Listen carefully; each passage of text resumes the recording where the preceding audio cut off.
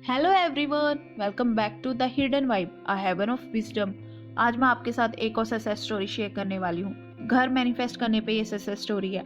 यदि आप भी अपनी लाइफ में ड्रीम हाउस मैनिफेस्ट करना चाहते हो तो ये आपको बहुत ज़्यादा इंस्पायर करेगी, आपको नॉलेज देगी कैसे आप इसे मैनिफेस्ट कर सकते हो।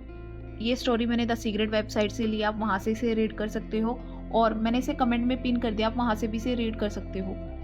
मेरा नाम विनीत है और मैं एक चाइना की कंपनी में 8 सालों से काम कर रहा हूँ। मेरी लाइफ बहुत ज़्यादा इंटरेस्टिंग और एडवेंचरस चल रही थी।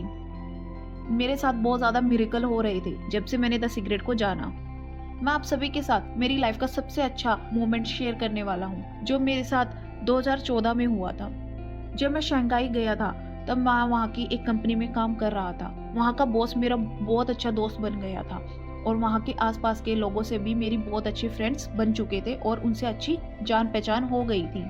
तब मैंने अपने आप को एक ऐसे सिचुएशन में पाया जहाँ पर मैंने एक ऑर्डर को प्लेस करा। उस ऑर्डर की कीमत $500,000 थी जो मैंने अपने इंडियन फ्रेंड की कंपनी से ऑर्डर किया मेरे होम टाउन से, और जिसका एडवांस मैंने पहले ही पे कर दिया था। ऑल्थो उसने कुछ प्रोडक्ट मुझे इनिशियली सेंड कर दिए थे, बट सडनली उसने मेरे साथ कांटेक्ट रखना बंद कर दिया। वो मेरे किसी भी चीज़ का रिस्पॉन्स नहीं करता था और मैं उसकी इंटेंशन को समझ गया भी वो मेरे पैसे वापस नहीं करना चाहता।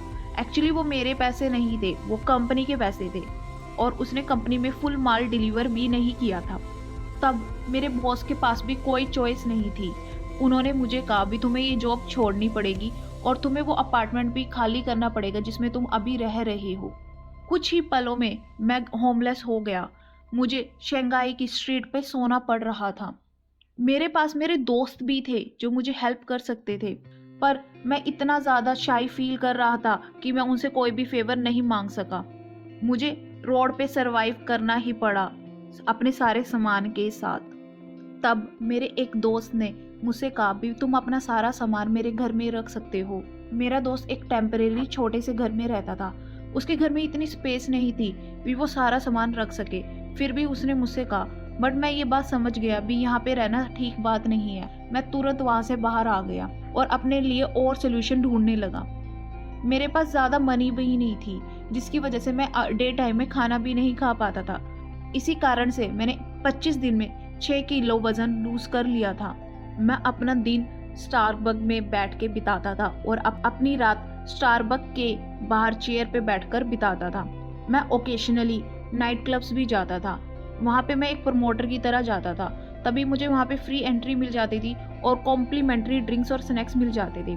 मैं वहाँ पे वाईफाई यूज़ करता था जिससे मैं अपने माइंड को काम रखता था और पॉजिटिव सोचने का पूरी तरह से ट्राई करता था। मैं ऐसे वेंडर को सर्च कर रहा था जो मेरे लार्ज ऑर्डर को फुलफिल कर सके और कोई एडवांस पेमेंट ना मांगे और वो मुझे सप्लाई करे माल on the based of letter of credit payment terms. तब मैंने 2 सप्लायर को देखा, एक था मलेशिया का, दूसरा था मुंबई से। मैंने उन दोनों से कनेक्ट करा और वो रेडी हो गए मुझे माल डिलीवर करने का ऑन टाइम। मेरे को अंदर से बहुत ज़्यादा स्ट्रॉन्ग इंस्ट्यूशन आ रही थी कि सब कुछ बहुत अच्छा होने वाला है। अब मुझे सिर्फ अपने बॉस को इन्फॉर्म करना था न्यू वेंडर्स के बारे में और जो अपॉर्चुनिटी हमारे पास है भी वही सेम ऑर्डर हम दोबारा रिकवर कर सकते हैं और वो जो हमारे पहले लॉस है उन्हें रिकवर कर सकते हैं। तब मैंने अपने बॉस को कॉल करा और उन्होंने उठाया और उन्होंने सबसे पहले मुझसे मेरी खैरियत पूछी भी मैं कैसा हूँ, मैं यहाँ पे कैसे रह रहा हूँ और मैं क्या एक्टिविटी कर रहा हूँ। मैं बहुत ज़्यादा अच्छा महसूस कर रहा था जब उन्होंने मुझसे ये सारे क्वेश्चंस पूछे, क्योंकि उन्हें लगा मैंने उन्हें डिसीव किया है, चीट किया है। फिर भी उन्होंने मेरी कंडीशन को समझा और मेरी फाइनेंशियल स्ट्रगल को समझा। डिस्पाइट मेरे साथ इतने सारे चैलेंजेस चल रहे थे, मैंने उनके साथ इंफॉर्मेशन शेयर करी न्यू सप्लायर की। वो बहुत ज़्यादा शॉक्ड रह गई। उन्होंने देखा कि मैं जॉब पे ना होके भी जॉब का काम कर रहा था।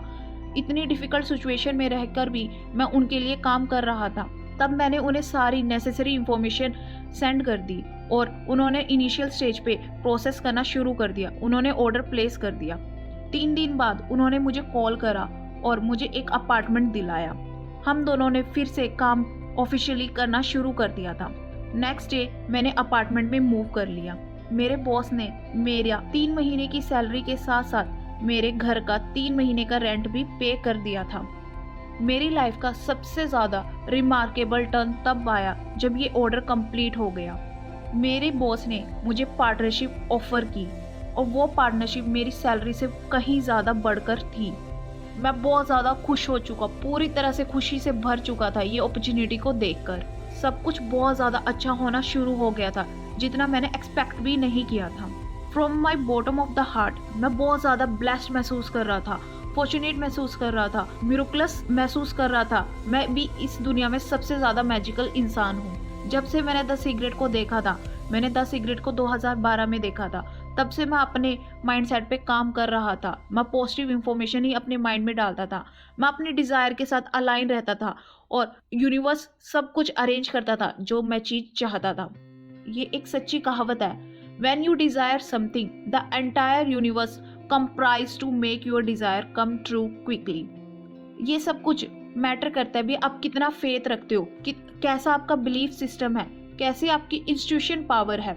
मैं अपने दिल से ग्रेटिट्यूड महसूस करता हूँ, रोंडा बर्न को थैंक यू कहता हूँ कि उन्होंने लॉ ऑफ अट्रैक्शन को हमारी लाइफ में इंट्रोड्यूस करा, वो भी इतने सिंपल वे से। मैं आप सभी को रिकमेंड करूँगा आप रोंडा बर्न की टीचिंग को अपनी लाइफ में ज़रूर यूज़ करें, जिससे आपकी लाइफ बहुत ज़्यादा अच्छी हो जाएगी। Thank you, thank you, thank you. I appreciate Rhonda Byrne and appreciate law of attraction that help me a lot. Wow, what a story. आपको ये सक्सेस स्टोरी कैसी लगी?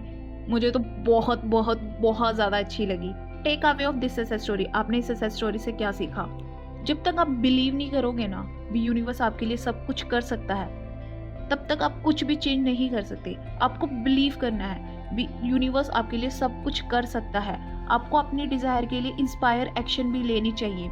इंस्पायर एक्शन क्या होता है? जब हमारे मन से आता है भी मैं ये काम करूं, इससे मेरी ये सिचुएशन सही हो जाएगी, तब आपको वो सब कुछ करना चाहिए, क्योंकि यूनिवर्स हमें गाइड कर रहा होता है। सेकंड, हमें बिलीव रखना है, जो होगा सब बहुत अच्छा होगा। आप अफर्मेशन करो भी मेरे साथ कुछ अच्छा ही होने वाला है, आज का दिन मेरा बहुत अच्छा है, मेरे साथ जो होता है सब बहुत अच्छा होता है। आप ऐसी अफर्मेशन कर सकते हो अपनी लाइफ को बहुत अच्छा बनाने के लिए।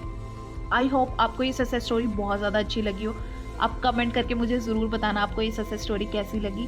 Thank you for liking my video and subscribing my channel. Happy manifestation.